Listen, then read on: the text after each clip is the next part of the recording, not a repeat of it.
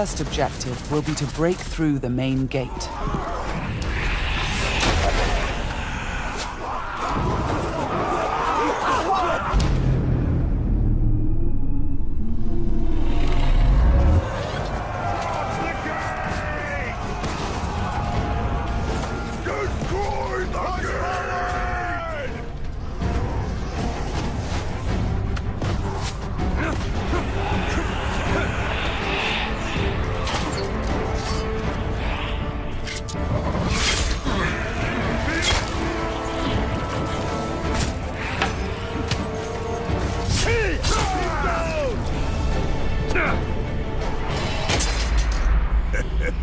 You feel it, don't you? This is the power of the Dark Lord. Yes. Yes. Come to me.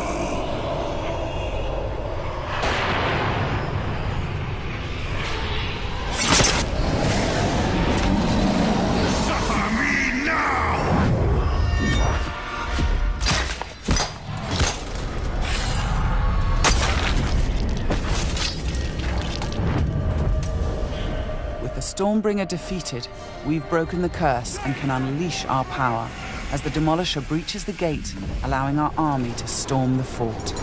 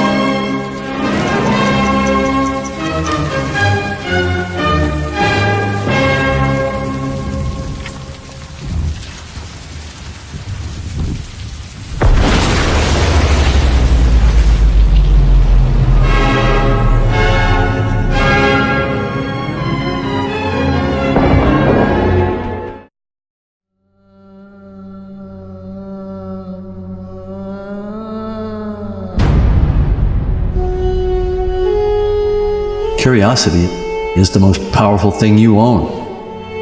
Imagination is a force that can actually manifest the reality. I came out of that movie and I thought that it's unbelievable how much you want to go there. And it's interesting how they have created that feeling that Pandora is actually a place, and a beautiful place where you think you would like to be. The game should deliver on that promise.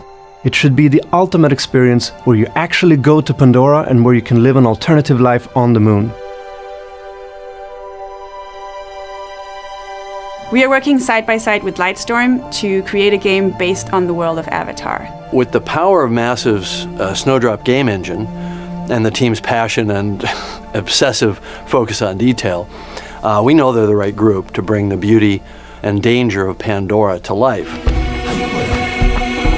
It's a mesmerizing world that you want to visit and see with your own eyes. To now be able to recreate that in a computer game is a fantastic, humbling experience.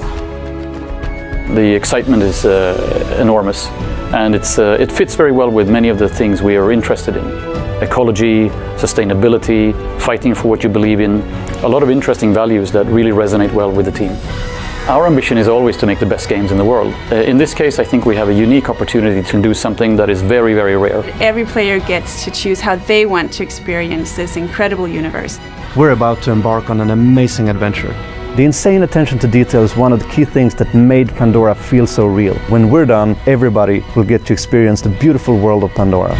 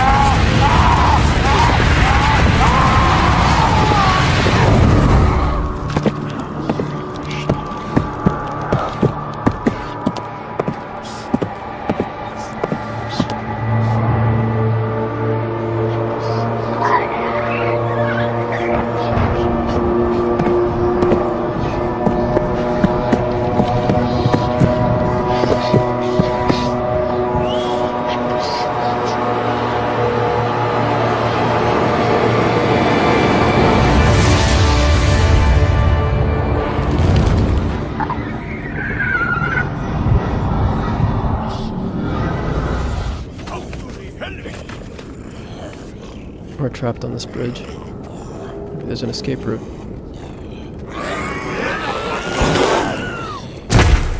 Okay, I think we're safe. As you move around the caves and tunnels that these creatures inhabit, you'll see what humans have done to your kind over the years. Sneak to safety.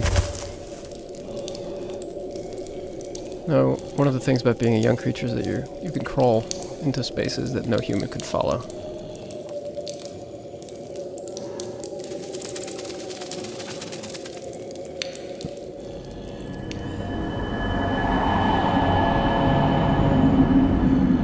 Now, this huge cave with the mysterious tree is one of the last few places of refuge in the world for creatures like you.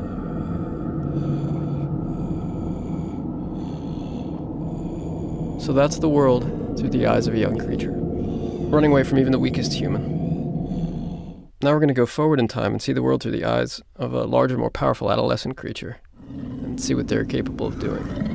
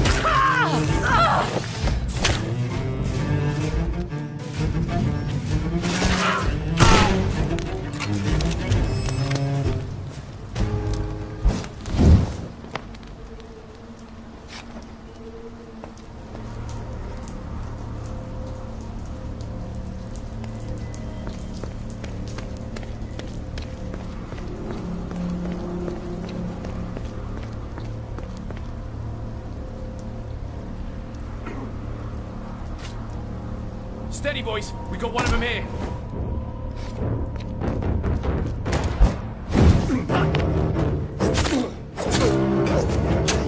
I've got...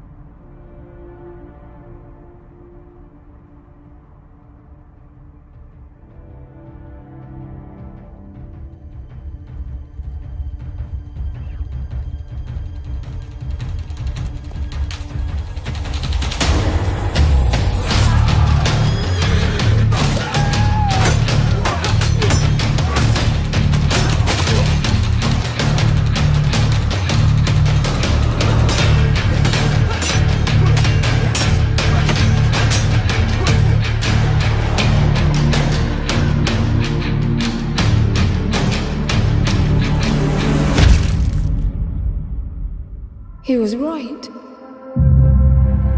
It all looks completely untouched. Em, something's not right. I'm seeing a massive radiation spike down there. She's waking up.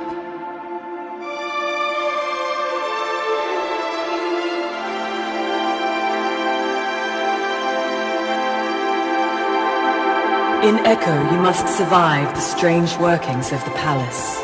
It studies everything you do, everything you are, to use it against you. What is this? That's you, Em. The Echoes are exact copies in every way. They behave like you, and only do the things you do. So it's the way you play the game that shapes your enemy.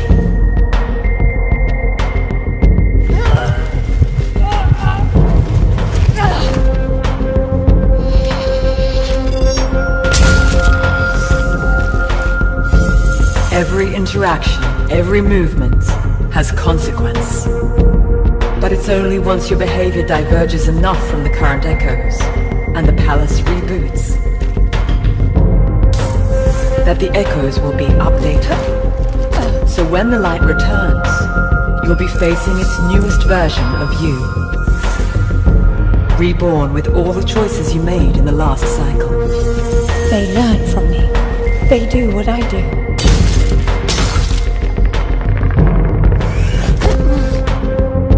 The palace watches everything you do in the light. But in the darkness, as it reboots, it is blind, and you are free to act without consequence.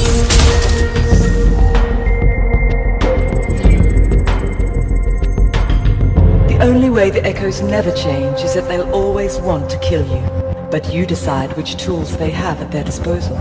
If you cease to do something, so will they after the next blackout. Always stay a step ahead of the Echoes, and keep a cool head if you want to survive the palace.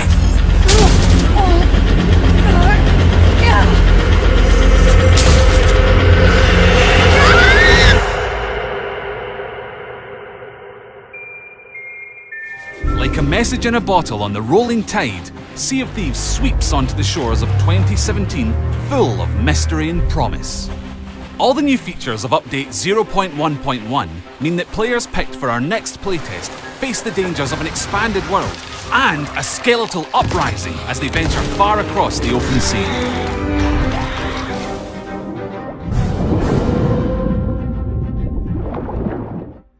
Back in December, we let 1,000 lucky insiders roam free in our first update, and since then, that pool of players has only grown. As we've pushed back the boundaries of our world, you and your fellow rascals will now find many more places to plunder. How many more? Nobody knows. Well, we do, but there's no point in spoiling it, is there? Within this indeterminately larger world, players will discover new islands presenting new challenges and opportunities. One might come with a hidden cove to anchor in safety while you shovel up loot. Another might let you perform a daring getaway after grabbing another crew's gold. Just look before you leap, as fall damage is now definitely a thing. More islands also mean more outposts, increasing your options for hustling chests safely back to the shipwright. This should make it easier to avoid the ganking that some of you feared during our first update, which is how the cool kids refer to treasure-related blunderbuss incidents. While you're off adventuring, make sure you don't let your guard down, not with the rattling remains of long-forgotten pirates prowling the islands. They may be gutless in strictly biological terms, but these old scallywags will still come right at you with rusty guns blazing, so your crew members need to watch each other's backs. So that's our latest update. There's still so much more to come, but for now, we hope you can join us to search and skirmish your merry way through the new, wider world of Sea of Thieves. Cheers!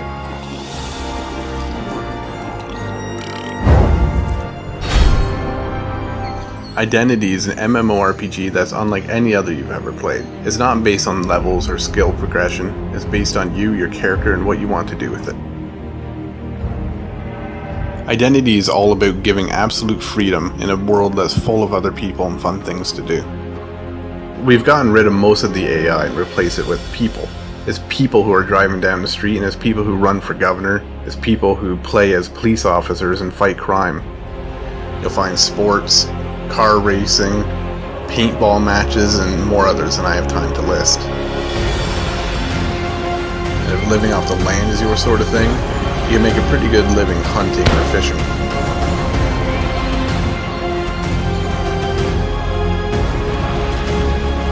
Identity is all about the freedom to do what you want to do when you want to do it.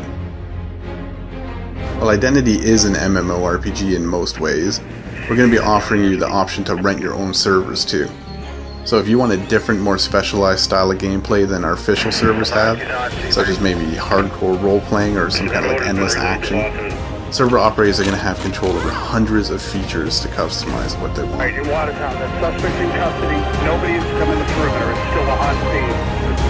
10-4. If you're somebody that likes to take the quiet route, you can form a business and play the market, or you could take the other way.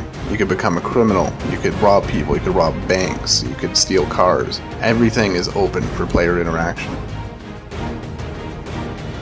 The land identity is enormous, with all sorts of landscapes from cities, farms, and wilderness. There really is so much more I wish I could show you with this, but we've only just gotten started here.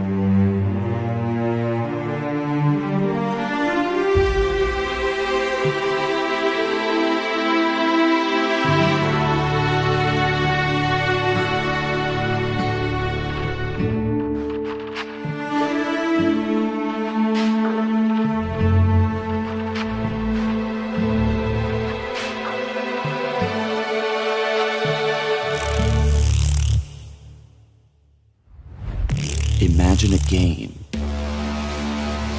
without limits. A world where you can build anything, from spaceships to orbital stations.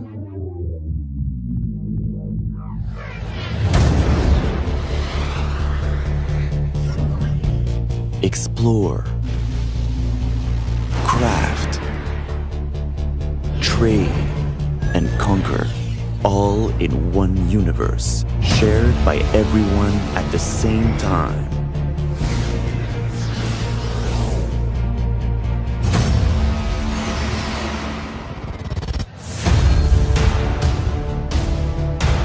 Forge your collective story. This is your world. Rebuild civilization together. Dual Universe.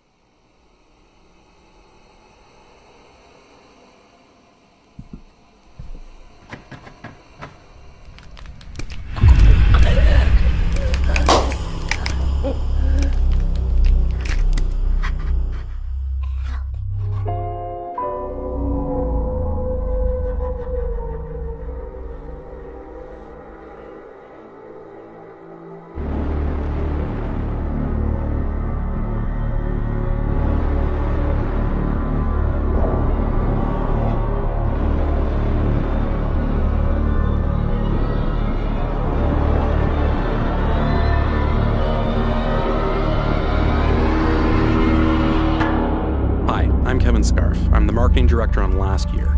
Last Year is an asymmetrical multiplayer horror game where one killer has to hunt down a group of teenagers. I'm playing as the Slasher, one of 3 playable killers that ships with the game.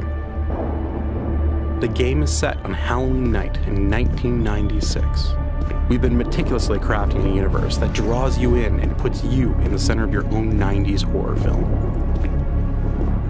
Survivors can actually fight back with weapons, so being the killer means you need to be smart and creative with how you attack your victims. One of the best ways to do this is with Predator mode. This lets the killer unspawn and turn invisible at any time. The killer can then move extremely fast, completely invisible to the other players, and use this to plan the perfect ambush or toy with the survivors. To spawn in or out, the killer has to be out of sight, or use the environment as a spawn point. There's a couple of survivors now. It looks like Chad and Troy. They might actually have weapons already, so it could be risky to try and attack 2 people head on. What I'll do is unspawn and look before I plan my attack. First, I'll place a trap here. Last Year is filled with different environmental spots, like this trapdoor, that the killer can use to separate survivors from one another. Now I'm going to actually use that skylight up there as my spawn point. Now that I've trapped him, I'm going to go in for the kill. We hope you enjoyed this preview of Last Year. We look forward to sharing more gameplay features with you in the future.